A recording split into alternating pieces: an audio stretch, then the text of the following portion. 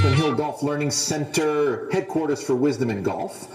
And I got a very important video for you today in talking about how to feel the weight of the arm club unit. Now, I'm sure a lot of you are looking at the screen right now going, finally, it's about time, Sean. And I apologize because, you know, I'm here doing my thing and I'm coaching my students, and it's something that just comes, you know, and it's something that we take for granted here at the Richmond Hill Golf Club.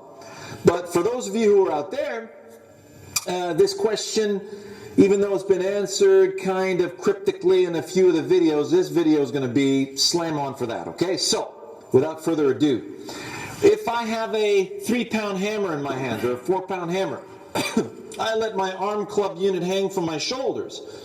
It's very easy to feel the static weight of a hammer like this, right?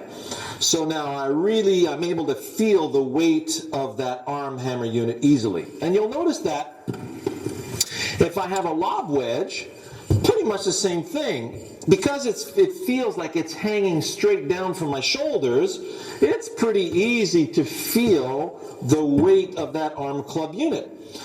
But what I want you to especially feel, when we talk about the weight of the arm club unit, we talk about a dynamic sense, not a static sense, okay? So when I say feel the weight of that arm club unit, you need to put that in your prediction process.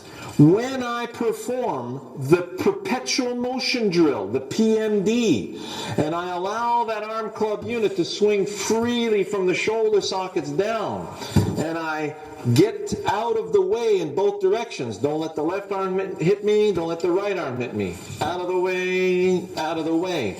Now I'm starting to feel the weight of that arm club unit tracking, creating G-forces, just like my favorite little analogy here, of course, the ball and the string. Hang on, here comes my ball and the string. Ball and a string. So if you just let it hang like that, a tennis ball doesn't weigh much. You go, okay, I don't feel much here, but you send it into orbit and you feel the dynamic weight of this. Now you notice when I add to that, it feels like, whoa, this ball feels about like 20 pounds right now versus 2 pounds versus a few ounces versus I can barely feel it. So, in a static sense, especially when the club is relaxing on the ground and you're not in a dynamic state where you feel, say I'm feeling it tap, I'm feeling it tug on my shoulder sockets, then I'm getting ready to feel it pull from my shoulder sockets out toward the target.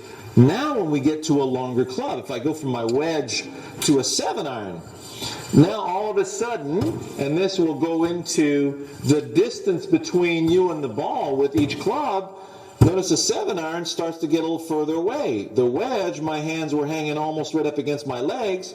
The 7-iron is starting to swing further away from the body. So as I get even longer with the 4-wood, it's like, wow, now it feels like, okay, now I'm feeling more of an outward pull. So as we get to the long irons and the woods, many of you are saying, I can't feel the weight of my arm club unit. Well, yeah, now everything's being pulled out here. So if we go static weight, where the arms are hanging from the shoulder sockets, you can only feel that from a wedge max to an 8-iron. 7-iron starts to get pulled away from you. So now we have to pre-deploy and feel where gravity wants to put that arm club unit in a dynamic setting. So now I'm feeling the pull on my shoulder sockets, and now if we take the driver, and I got my tee here, I want to pre-deploy that driver on a height that's slightly above the ground. So notice how it's hovering off the ground now, and now I'm just going to let it ball on the string.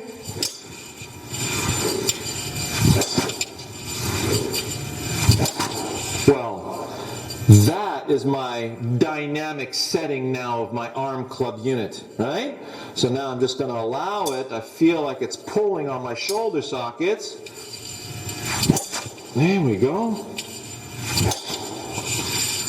That's the dynamic weight we're talking about. And if we have, see this we call these hitting sticks. It's like a mock baseball at the end here. Notice how much longer that is. So now, if I feel the weight of this arm club unit, notice how I have to be a lot further away. So now I'm going to allow that